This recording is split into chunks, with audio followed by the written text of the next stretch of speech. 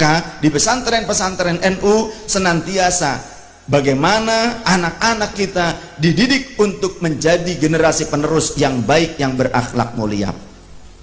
Bukan hanya mendidik secara keilmuan saja, tapi juga di NU lebih mendahulukan adab. Al-adabu fauqal ilmi, adab itu didahulukan dibandingkan ilmu. Muqaddamun minal ilmi, al-adabu fauqal ilmi, adab di atas ilmu kedudukannya. Sehingga Habib Umar bin Hafiz berkata, orang kalaupun bodoh tapi punya adab yang baik, akhlaknya mulia, maka dia akan dimuliakan oleh Allah Subhanahu wa taala. Tapi orang sebanyak apapun ilmunya tapi tidak punya adab yang baik, maka pasti dia akan dihinakan oleh Allah Subhanahu wa taala. Kata Habib Umar bin Hafiz seperti itu.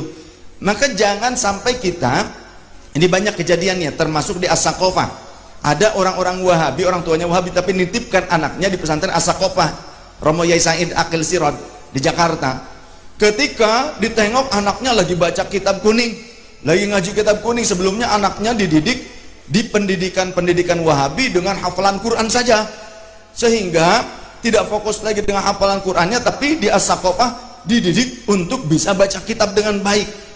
Sempat orang tuanya marah, saya tidak setuju, sampai ngacung tuh pada saat pertemuan orang tua murid.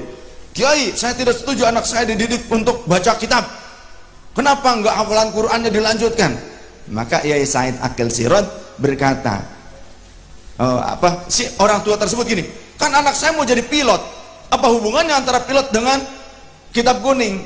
Maka Yai Akil, ya, Romo Kiai Akil Sirot, beliau berkata, itu wapres, wakil presiden, itu kiai, pesantrenan, ahli baca kitab kuning. Beliau itu bukan cuma jadi pilot, bahkan jadi wapresnya pilot. Ya kan? Wapres naik pesawat, yang nyetirin pilot. Nah, pilot itu warga negara Indonesia, wapresnya siapa? Kiai Haji Ma'ruf Amin. Ya tetap saja jadi pemimpin, berarti kan dulu Gus Dur adalah ulama, kiai, santri, ahli baca kitab kuning, ngerti fakih, itu juga bahkan jadi presiden. Banyak ulama-ulama kita yang jadi pejabat yang berawal belajar dari kitab kuning, karena kitab kuning tidak kalah dengan buku-buku tebal yang ada di sekolah-sekolah tinggi. Buktikan, belum tentu anak kuliahan bisa baca kitab kuning, betul tidak? Karena nyatanya di dalam kitab-kitab karya para ulama tersimpan ilmu yang sangat luas. Oleh karenanya, yuk kalau kita ingin punya anak yang soleh dan solehah, titipkan anak-anak kita di pesantren NU. Jangan salah pilih pesantren. Jangan ini mau menitipkan anak ke Wahabi, pesantren Wahabi, asal keren, mentereng, fasilitasnya lengkap, tapi pas orang tuanya mati, si anak enggak mau, nah lilin.